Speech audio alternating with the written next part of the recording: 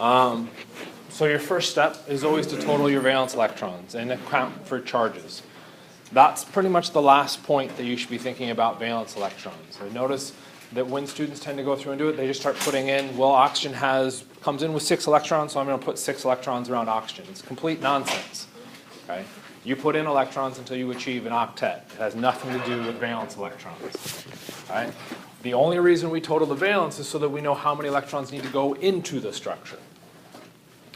After that, you'll choose a center atom. That center atom needs to act as a connector or bridge. It is typically the least electronegative element. Okay? There are exceptions to that, like hydrogen or any of the halogens. Those don't work very well as center atoms because it needs to be able to bridge.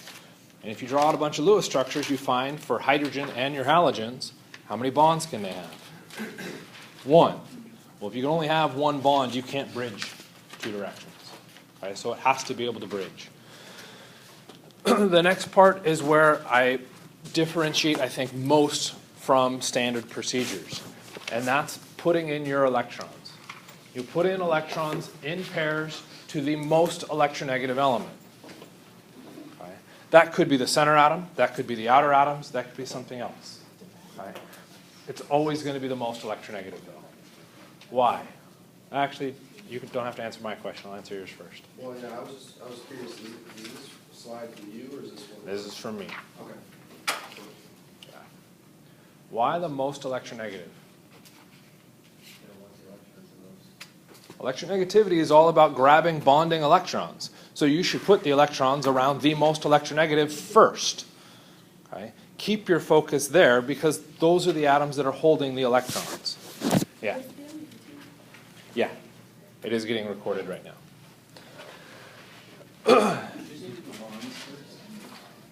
And no, I disagree with the bond statement as well. Okay? And the primary reason is to differentiate as much as possible between bonds or non-bonding electrons and bonding electrons, but still acknowledge the fact that a bond is merely a pair of electrons. Okay? If you immediately start drawing in the lines as bonds, what do they look like? Lines, not dots, which represent our electrons. And so we tend to lose focus when we look at a bond and say, oh, well, that's a bond. No, it's 2 electrons. Those 2 electrons happen to be in a bond, but that is an important distinction to make.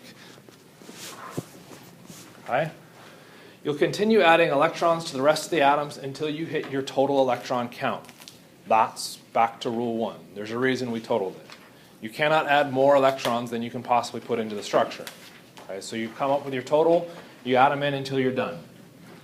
At that point, and this is again to emphasize what you were then asking about, is the difference between bonding electrons and non-bonding electrons, is any place where you have a pair of electrons between atoms, turn it into a bond. Now you can draw it as a line. Yes, this gets very repetitive, lots of erasing and drawing over, but it builds the proper pattern on how to actually put these structures together, which becomes important when you move into organic, when you're asked to now understand how those molecules react with each other. Right? The last 2 rules, or 3 rules, depending on how you want to look at it, are where it becomes trickiest. What I've labeled as Rule 6, you will now move non-bonding pairs of electrons between atoms that have not satisfied their octet. Okay, so there may be a certain situation where an atom doesn't have 8 electrons around it. So you'll move electrons in such a way to achieve that octet. And the way to do that is to move electrons in between atoms. So we end up making another bond. Okay? Where this becomes super important, and why the ordering behind this is all super relevant, is that when you get to that point, if there's more than one source of electrons to stabilize or to achieve an octet, what you're now saying is that there's multiple ways that you could draw this. If you have multiple ways, that's resonance. Okay? Depending on the pattern of how you go out and draw your Lewis structures, you will either see resonance as a natural occurrence falling out of drawing your Lewis structure, or it's, oh, I just know it has it. Okay? Which is insanely frustrating. For me as a teacher, watching students and watching tutors and watching faculty teach resonance structures, because they just, oh, well, it does. No, it doesn't just does. Okay? There's a natural reason behind why it's happening. Okay? There's multiple ways that you can draw these things out. If you're in a situation where you have resonance, this is where it gets really irritating for students, then you must draw all those structures. Okay? And you do run into some kind of weird exceptions, which we'll look at in just a second. The last part, which I know shows up in your textbook, at least in the slides, it was not directly figured out. You need to go through and assign non-zero formal charges. Every atom within your structure may be carrying a charge, so you have to specify that charge. Okay? And it's usually written in the upper right-hand corner of an individual element. You've seen that happen before in all of your general formulas. Always in the upper right-hand corner, we see something about a charge. Okay? And if there's no charge, we don't write anything. So we do the same thing here. When you say formal charge, is that the one where, in chemistry this weekend, they would give you a little formula about, what was it? I can't remember. It was something minus half times. Yeah, that's exactly right. Yes, there's a formula that the textbook gives you. One of the things that comes out of general chemistry is your primary concern the entire semester for 151 and 152 is units. Your units must cancel. They must work. They must balance. Everything has to be centered on units. Okay? Well, we've made such a large emphasis on units that when we go through to calculate formal charges, guess what they need to do? Make sure the units cancel. And to do that, they introduce fractions. You have to look at half the number of electrons in bonds. Okay? No wonder everybody tends to forget how to calculate a formal charge, because you have to bring in a stupid fraction, and that half only applies to one of the three things that you're adding and subtracting from each other, and it just turns into a confusing nightmare. So switch it around a little bit. And apparently we got a slow transition. Formal charge, very simply, is equal to the number of valence electrons on an atom. So we have to go back to now looking at our valence. I know we said we could ignore it, but we got to come back. Say, okay, oxygen would have 6 valence electrons. We do minus the number of bonds. Okay? This, according to your textbook, is blasphemy. Valence electrons minus bonds. Those are the same units. Mm-hmm. Technically not. It's a bond versus electrons. And so what do they do to fix that? They say half the number of electrons in bonds. Yeah? Why don't you just say bonds? Okay? It works. It gets you the exact same answer. Minus your non-bonding electrons. Next big thing to point out here. We're often referencing pairs of electrons. Does this make reference to anything about pairs? No. Single electrons. That's all we care about. How many electrons there are. Not how many pairs, just how many electrons. Were you saying that we should not be using the minus half bonds thing? Half, so if you want to use the half, perfectly acceptable, you just have to realize what that half is referencing. It's half the number of electrons in bonds. Okay. Versus bonds, okay, that makes sense. And there's 2 electrons in a bond, so half the number of electrons is 1, which also happens to be the number of bonds. Okay, so it's just, Okay. I get it. So the only reason that half thing is coming in there is a unit thing. They're trying to make sure the units all come out consistently. And in that case, would a double bond count as 2? A double bond is now 2 bonds, 2 lines. So the number of electrons in a double bond would be 4. Half the number of electrons in bonds would be 2, also known as the number of bonds. Okay. So let's take a look at, let's do the first one. Why not? HOCN. How many electrons does hydrogen have? Valence electrons. 1. Oxygen. It's okay, it happens. 6. Carbon. 4. Nitrogen. 5. We can total that up. Crap. 16. Thank you. Okay. This one gets a little bit trickier. You may recognize this, particularly if you took 130. So we can draw out a relative skeleton structure here that will help out with this. Okay. Okay, so there's our skeleton. I know we don't really have a clean center atom, but this is our proper arrangement. We now need to put our electrons into our structure. Where do we start putting our electrons? Where do we start? The most electronegative element. What's the most electronegative element in that list? Oxygen. Okay, oxygen is closer to fluorine. So we'll start putting electrons around the oxygen first. How many electrons do we need to put around it? 8. Okay. We don't care about valence anymore. We've got our total number of electrons. I need to put electrons in until I've achieved the octet, period. The octet is 8.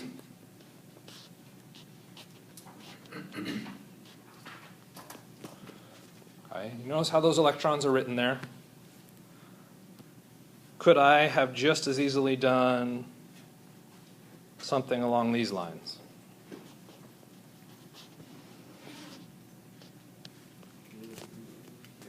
Yeah. Why? Why did I draw one versus the other?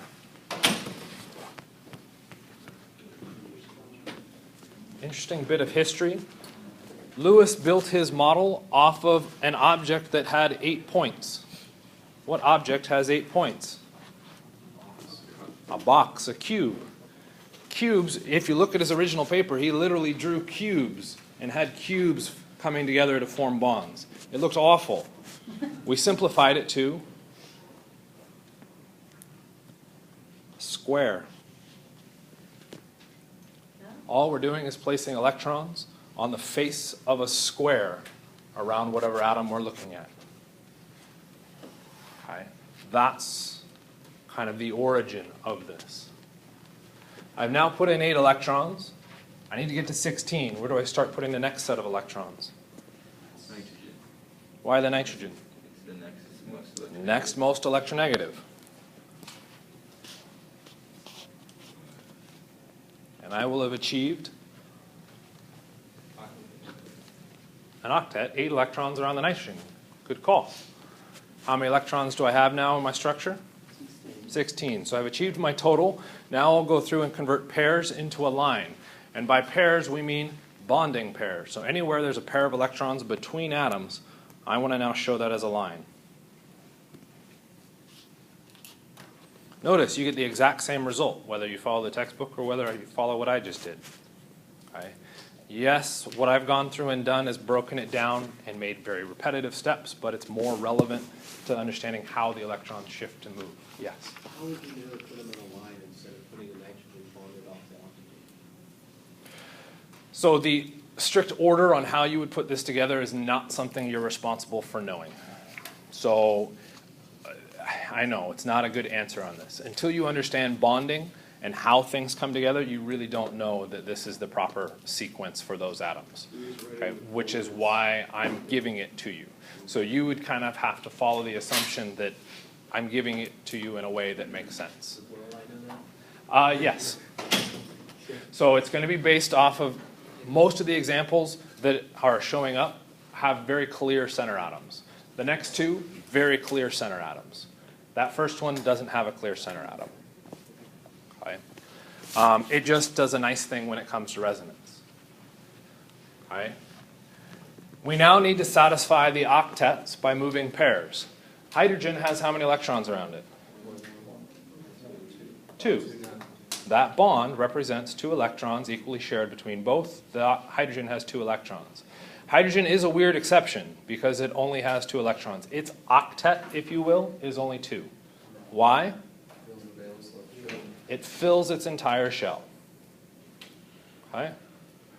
Oxygen has 8 electrons around it. Nitrogen has 8 electrons around it. The carbon only has 4 electrons. It needs to have 8 around it. So now what we can do is move electrons to stabilize it. Where do we move electrons from? Okay. So the suggestion was to take a pair from the oxygen, put it in here, take a pair from the nitrogen, put it in here, and we end up with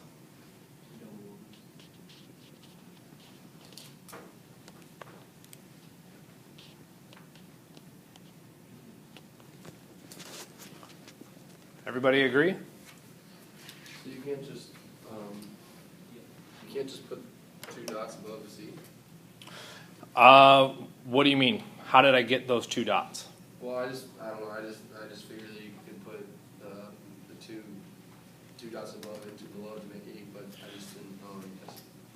Okay, so it's a question of where did you get those 2 dots? So I just created them there, I guess. Okay, so that's exactly the issue. We may look at this. Let me clean some of that up a little bit. Say, okay, well, I'm missing electrons on the carbon. Let's just put 2 dots in, right? Okay. Yes, carbon now has its octet. What's the problem with this structure? I can only have 16 valence electrons. I'm not allowed to just drop those 2 in there. Okay. Next common mistake. Well, I'm going to take those 2 electrons from oxygen and I'm going to put them on that carbon. Okay. Better. Carbon's 6. Okay, well let's also fix that by taking 2 away from the nitrogen. Now my carbon has its octet, right? Oh, and then I messed up. And now oxygen and nitrogen are messed up. Okay. So when we're moving electrons, we have to move them into a bond because we can't destroy the octet on somebody else. When you say that you can only have 16, there's only 10 there. Isn't that right? About 2, 4, 6, 8, 10. 2, 4, 6, 8, 10, 12, 14, 16. So remember, what did a line represent? Oh, kind of the line. Oh, A line represents 2 electrons. okay. I just didn't count the lines. I got you. Okay? So is hydrogen the only exception to that octet rule, or? Oh, No, well, maybe we should know. No, it's not really.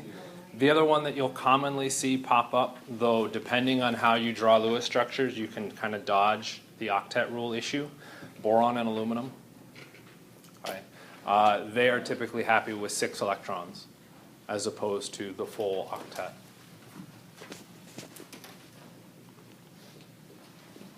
Okay, other questions on what we got drawn so far? We'll come back to that too. That's going to be that last one. So everybody's happy with what's up here? You guys ready to know what the actual answer was?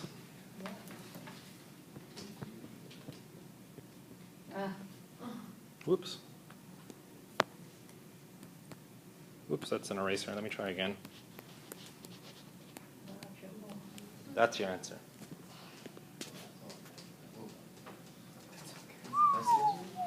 That is the correct answer. How did we get that answer in purple? What's that? Did you just move the bonds around? I don't quite accept that. Right idea. Is it because nitrogen is used to having those extra 2 on the outside, so? So used to, I mean, how can you're personifying an atom. There has to be some kind of rule set to explain why. Oxygen is more electronegative, so it's harder to make a double bond from its electrons. Yes? I was going to say it has something to do with nitrogen being in -3 group, I think. No? Nope. When we drew out our initial structure here, okay, carbon was missing its octet. What did you guys do to satisfy its octet? I took it away from the most electronegative. We took electrons from the most electronegative atom to put them into a bond. The most electronegative. By definition, it being the most electronegative in this structure, what is it going to do? Hold its electrons. It is not going to make a bond. So we could say maybe for that first situation that we moved the lone pair from the nitrogen in to make a double bond. Okay, but the carbon is still short on its octet. Okay, we have to get more electrons from somewhere. Why should I pick the nitrogen again over the oxygen? Okay. Now we're starting to run into some kind of weird gray area on how do we figure this out. Okay. This is rule 7.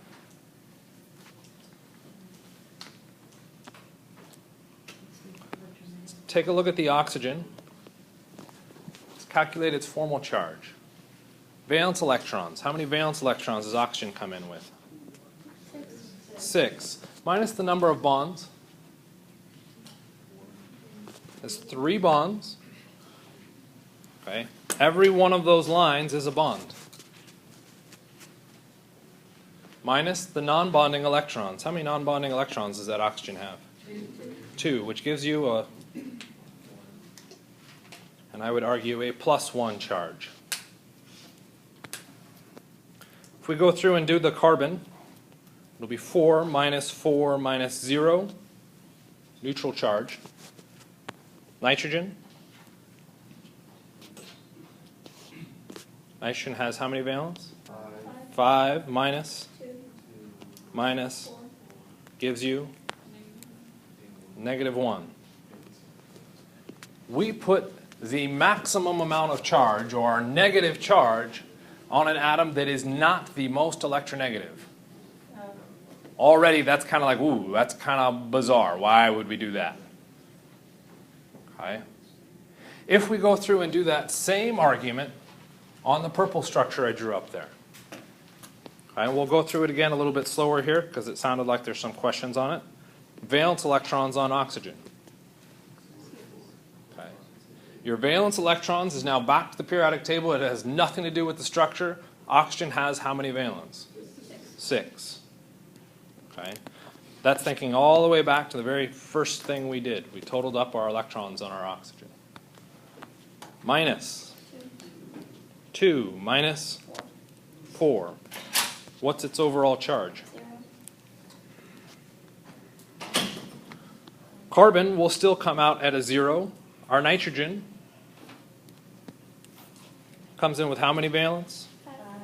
5 minus 3 minus 2 gives me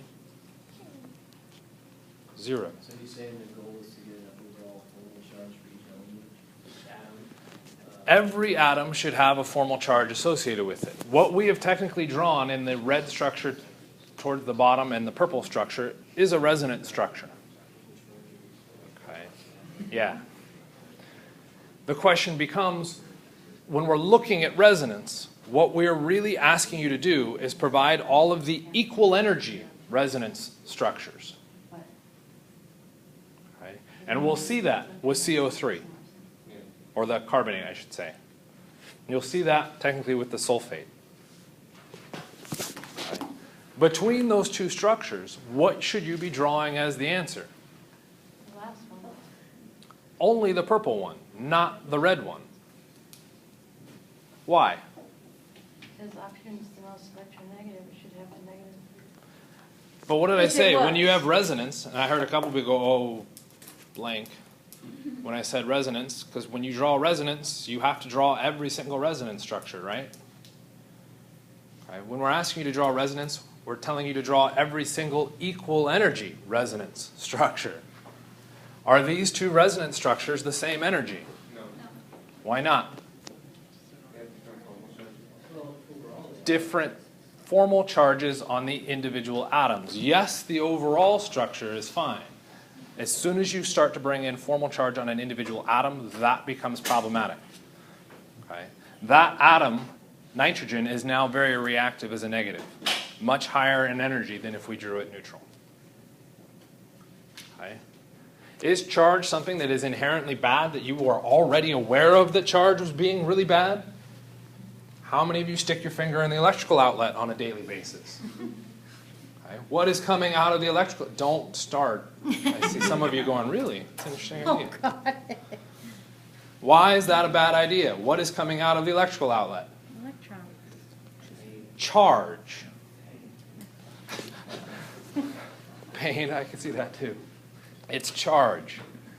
Molecules with charge are higher in energy. We want to avoid that charge. So when we draw out our structures, we always try to draw them in their neutral state. Okay? Which, when you predict products of any of your reactions, those products are always drawn what? Neutral. Why? Charge is bad. We're trying to neutralize that charge. It's the same pattern you've seen everywhere else. It looks like I pissed off a lot of people. But this is what makes it fun. Carbonate. I'm going to do carbonate really fast here. Carbon 4, oxygen 6. There's 3 oxygens. I also have to take into consideration the charge. The charge is a -2, which means I have a surplus of 2 electrons. 24.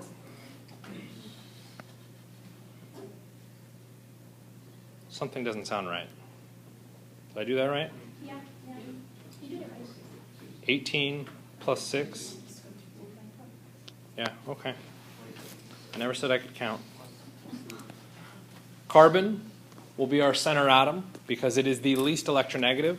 I can put my oxygens anywhere I want on the outside of it. Again, you'll notice that I'm centering them on the face of a square for my center atom. I'll start putting electrons around my electronegative elements first, which will be my oxygens.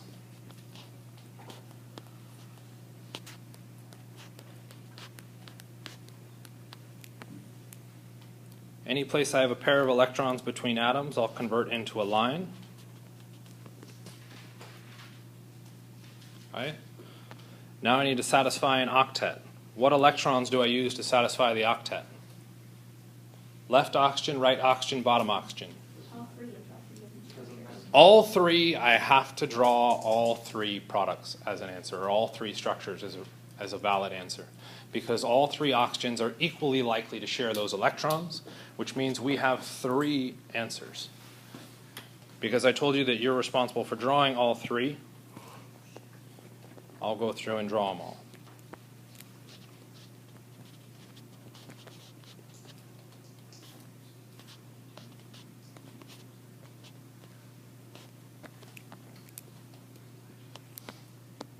For those of you saying that this is a lot of time, you're right. This is a lot of time.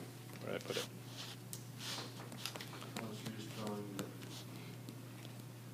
I'm drawing all the different possible ways that we could have shared electrons with that carbon. You are responsible for doing this.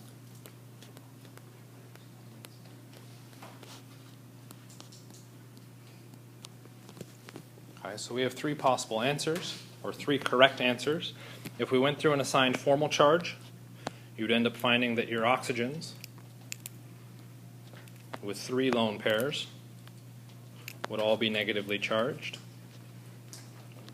Your carbon will be neutral, and the one with the double bond will be neutral. So a fun little question that comes out of this. Which of those carbon-oxygen bonds is the longest?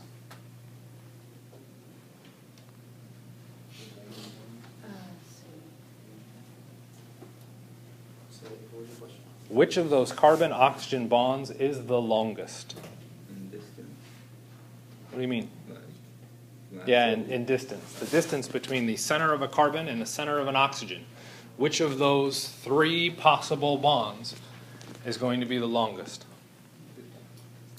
To the left oxygen, the right oxygen, or the bottom oxygen? What did you suggest? Why are they all equal? All 3 structures are your answer, which means you have to take all 3 structures into consideration when you answer that question. All 3 oxygen bonds are exactly the same. There is no difference between them. Okay. Resonance.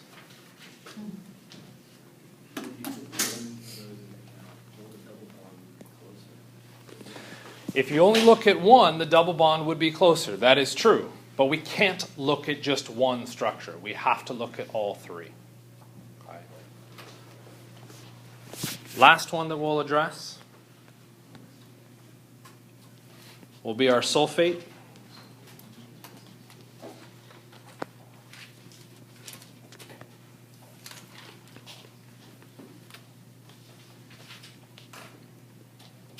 Should get a total of what, 32 electrons? We have sulfur, oxygen, oxygen, oxygen, oxygen. 36? Okay, I'll fix that in a second. It's fine. I can't count, so. I just know what the structure is supposed to be. So we'd have all of our electrons. Anywhere we have a pair of electrons between atoms, we turn into a bond. And now we'll actually see octets. All of our oxygens have their octet. Does our sulfur have an octet? Yes. So according to all the rules that we've worked through so far, what is the Lewis structure for sulfate? Square plate. I just said Lewis structure. This is it. Done. How many of you agree with that statement? You've all seen this as your structure for sulfate? Nothing else? Really? No one was like, God, I don't know how to do these Lewis structures things, and went online and looked up some ways to solve them? Really? Nobody? We're doing the homework, is that what you're saying? Yeah, homework, anything. Oh, okay. No, it's not gonna be that. I was like, More than likely, if you look up the Lewis structure for sulfate, this is not what you get. You get this structure. What's bizarre about this structure?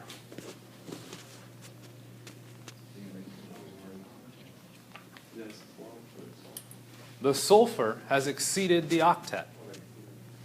Why? And officially, we could have taken electrons from anywhere, so there's a crap ton of resonance structures with this guy.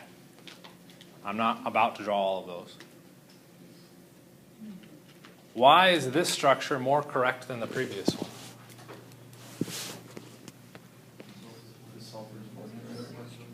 Sulfur is not more electronegative. Take a look at its electronegativity. It's not even close.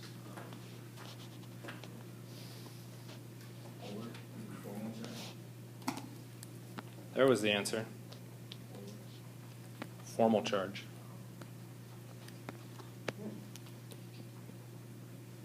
Our previous answer, every single atom carries a charge. That's a bit problematic. So what happens?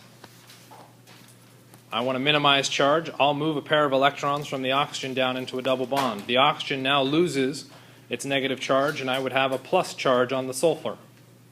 Charge has been minimized. I'll do it again on the other one.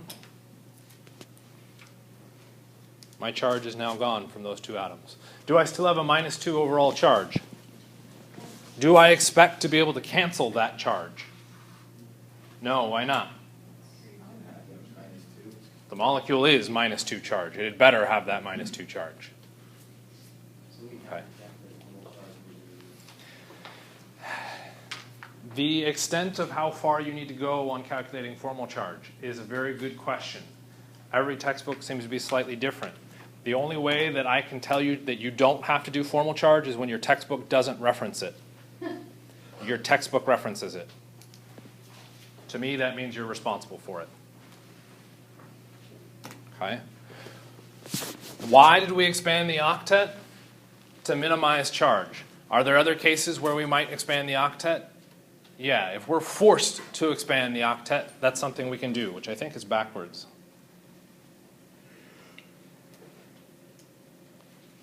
Here's a case where we're forced to expand the octet. Why? We're told the formula is phosphorus pentachloride. We don't have a choice. You have to expand the octet. Okay? Yes? What's the deal with the xenon? Is it always like forced, or is it just naturally to be accepted? There's a couple issues with xenon. What's the number one issue with xenon, particularly compounds with xenon? It's a noble gas. And what do we say about our noble gases? They never react. Of course, some smart aleck chemist said, I want to challenge that. So they went out there and started to try and make compounds using a noble gas. Were they able to do it? Yeah. Why were they able to do it with xenon and not, say, with any of the others? What's the difference between noble or xenon and, say, helium? It's much, much bigger. By getting bigger, we now have the potential to expose different electron orbitals, like our d orbitals or our f orbitals. So when we're looking at the expansion of the octet,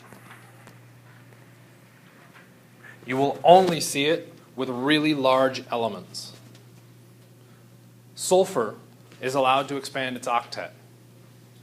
Why would sulfur be allowed to expand its octet? It is considered large. Why is it large?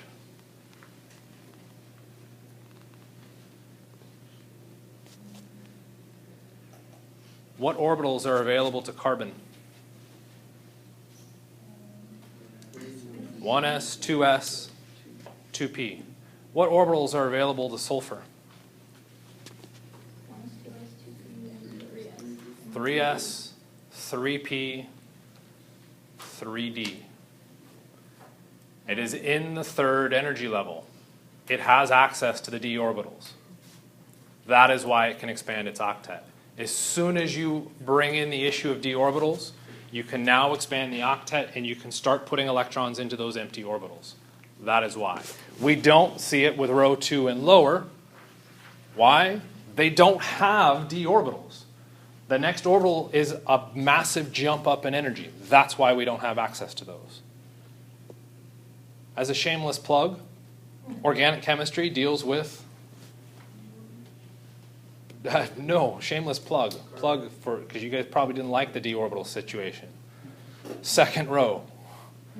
That's where we keep our focus, up in the second row, and that's it. Okay. All of that you're responsible for, cut it down to about 10 elements. That's organic. We just make life miserable other ways. Okay. Follow the rules. You'll be able to draw your Lewis structures every single time. You will always get to the correct answer. You will always see the resonance. If you start skipping steps, that's when you start losing concept of where your resonance structures pop in. Okay? Last thing we'll look at here will be our covalent bond strength. We can now make reference to how strong an individual bond is. Someone went through and tabulated a bunch of information. Okay? So they went through and said, okay, if I've got chlorine as a gas, I'm going to break that bond apart in what is known as a homolytic bond cleavage, because the electrons in the bond go back to their parent atom. And what we now have is the bond dissociation energy, how much energy it requires to break that bond apart. Okay? So it's coming from a definition. It is the breaking of the bond. Oh my gosh. This is the bond enthalpy. Have you used enthalpy calculations before? Okay, so you guys already know all this. No. Okay, I was just checking. Keep going further back. Was there some kind of law, an enthalpy of reaction? How'd you figure out the enthalpy of a reaction? Hess's law. Guess what you're doing right here? Hess's law calculations. It is one and the same. Right? Yeah. I was curious, on the master chemistry this weekend, when we were doing some of the numbers, like it would say, for example, it was H2O. Between the H and an O, it was like 410, and then what I did is I just added 410 plus 410, and I wrote in 820 kilojoules per mole or something like that.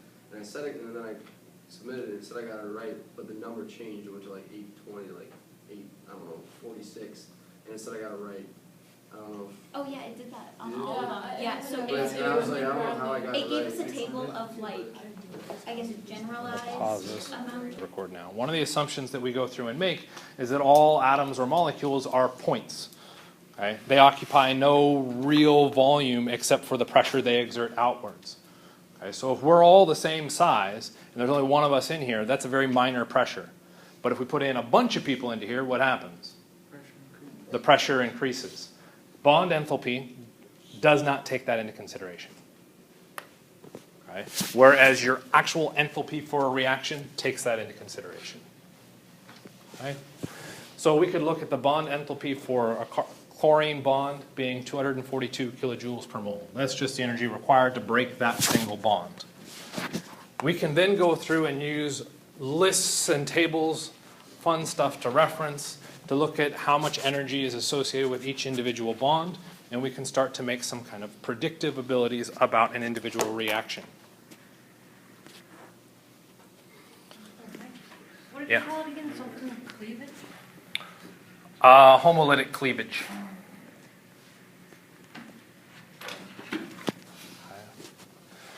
So what we can go through and do is use those tables to predict what's happening in the course of a reaction. So if we start with our reactants,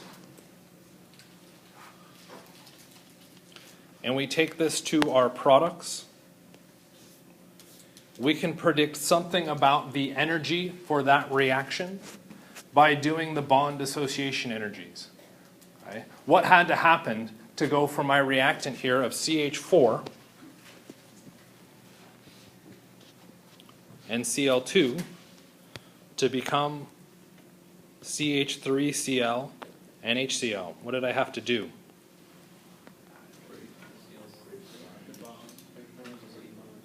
I broke which bond?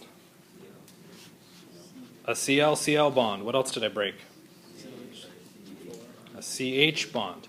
Not CH4. I only broke one of those CH bonds. What did I make? I made... What are the bonds that were made? How many atoms are in a bond? 2. So all of you shouting out 3 atoms have a problem. We made HCl. And we made CCl. Okay? Did you include the CL for the product? Did I make... So what are you referencing when you say CHCl? The reactants, but isn't it a new compound? It is a new compound, but if we look at our tables, we're only referencing the bonds that changed. Oh, okay. So this is one of the reasons why we could see some variation from the experiment. Because is a CH bond in methane going to be different than a CH bond in that compound? Okay. It will be different. Why? Chlorine is different than hydrogen in our starting position, which means that chlorine, being more electronegative than carbon, starts to take electrons from the carbon, which then means the carbon can't share its electrons as well with the hydrogen, and you see a variation off of these standard amounts. Does that kind of make sense? So yes, we do see some wiggle room off of those. What this is a good approximation. Okay? We could then go back to our tables of our bond association energies and start to run some calculations. Okay. I would take the bond association energy for chlorine bonds and the hydrogen bond, and I would add those 2 values. I would also add the values that I'm making for the HCl and the CCl. What would I do between? Why do I have to subtract? It's the bond dissociation energy. What's happening when I make a bond? You're breaking it. I'm doing the opposite of dissociation. How do I do the opposite? Minus sign. That's it. Okay? So we could put this into a formula. We take the bond enthalpies of the bonds broken, and we subtract the bond enthalpies of the bonds formed. Why do we have to subtract the bonds formed? We're looking at the dissociation energy. It is the opposite of forming a bond. The sign must change. That's why we're subtracting. It's not because someone, oh, we just add and subtract this stuff. Okay? It's because of what those values are defined as. Okay? So we've listed all those things that happened. We could then go through our table and try and match it up. We could look at the bonds that were broken minus the bonds that were formed. We'd look up our values, enter them into our little formula, add them all up, and we end up with a fun little answer. In this case, the reaction is endo or exothermic. How do you know it's exothermic?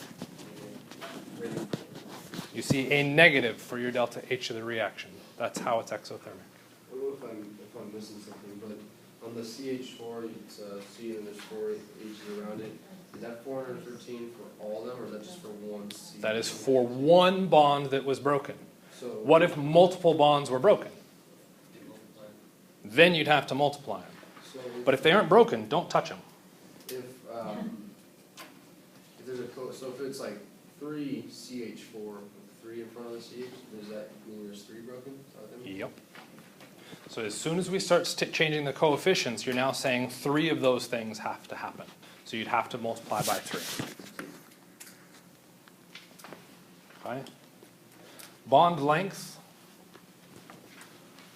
okay, versus your bond enthalpy. Did they not put the bond enthalpy up here? Oh, they didn't. As the number of bonds increases, the bond length decreases.